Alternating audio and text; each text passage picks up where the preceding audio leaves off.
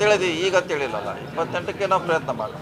ಈ ಚರ್ಚೆಗಳ ನಡುವೆನೇ ಕೂಡ ಸಿದ್ದರಾಮಯ್ಯ ಅವರು ಚಾಮರಾಜನಗರದಲ್ಲಿ ಹೇಳಿದ್ದಾರೆ, ನಾನು ರಾಜಕೀಯ ಕೊನೆ ಕಾಲದಲ್ಲಿ ಇದ್ದೀನಿ, ನಾನು ಕುರ್ಚಿ ಕೂಡ ಗಟ್ಟಿಯಾಗಿದೆ ಅಂತ.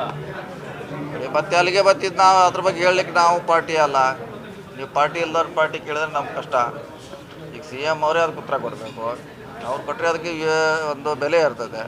ನಾವು ಹೇಳೋದ್ರಿಂದ ನಮ್ಗೆ ಯಾವುದೇ ವಿಷಯ ಗೊತ್ತಿಲ್ಲದೆ ಹೇಳಿದ್ರೆ ಗೊಂದಲ ಆಗ್ತದೆ. ಈಗ ಬಳ್ಳಾರಿ ಬಾಣಂತಿಯರ ಸಾವು ಪ್ರಕರಣ ಏನಿದೆ, ಅಲ್ಲಿ ಯಾವ ಕಂಪ್ನಿಗಳಿಂದ ಮೆಡಿಸಿನ್ನ ತಗೊಂಡಿದ್ದಾರೆ, ಅದರಿಂದ ಕಿಕ್ ಬ್ಯಾಕ್ ತಗೊಂಡಿದ್ದಾರೆ ಇವರು ಸರ್ಕಾರದವರು, ಮತ್ತು ಆರೋಗ್ಯ ಸಚಿವರು ಇದಕ್ಕೆ ಸಂಬಂಧಪಟ್ಟವರು ರಾಜೀನಾಮೆ ಕೊಡಬೇಕು. ಈಗ ಅದ್ರ ಬಗ್ಗೆ ಎನ್ಕ್ವೈರಿ ನಡೀತಾ ಇದೆ.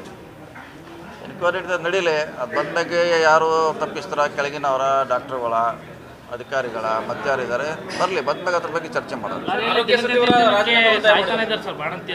ಸರ್ಕಾರ ಸೂಕ್ತ ಕ್ರಮ ಕೈಗೊಳ್ಬೋದಲ್ಲ ಸರ್? ಏನು ನಡೀತಾ ಮಾಡ್ತಾರೆ, ಒಂದೊಂದು ಸಾರಿ ಆಕ್ಸಿಡೆಂಟ್ಲಾಗ ಆಗ್ತಾ ಇದೆ, ಆಗೋಲ್ಲ ಅಂತ ಹೇಳಲಿಕ್ಕೆ ಆಗೋಲ್ಲ. ಅದ್ರ ಸಮಗ್ರವಾಗಿ ತನಿಖೆ ಆಗಲಿ, ಆದ್ಮೇಲೆ ವರದಿ ಬಂದ್ಮೇಲೆ ನೋಡೋಣ.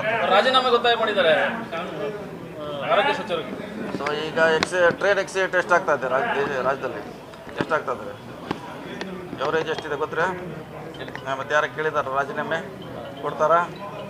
ಕೊಡಲ್ಲ. ಅದೆಲ್ಲ ಸುಮ್ಮನೆ ಕೇಳಬೇಕಂತ ಕೇಳೋದಲ್ಲ. ಈಗ ಆಕ್ಸಿಡೆಂಟು ಎವ್ರಿ 1 ವರ್ಷಕ್ಕೆ 3 ಆಕ್ಸಿಡೆಂಟ್ ಮೇಜರ್ ಆಗಿದೆ. ವಾಜಪೇಯಿ ಮೋದಿ ಅವ್ರ ಕಾಲದಲ್ಲಿ ಸುಮಾರು ಒಂದು 30 ಆಕ್ಸಿಡೆಂಟ್ ಆಗಿದೆ. ರಾಜೀನಾಮೆ ಕೇಳಿದಾರೆ ಯಾರು? ಸರಿ ಮಾಡುವಂಥ ಪ್ರಯತ್ನ ಆಗಬೇಕು.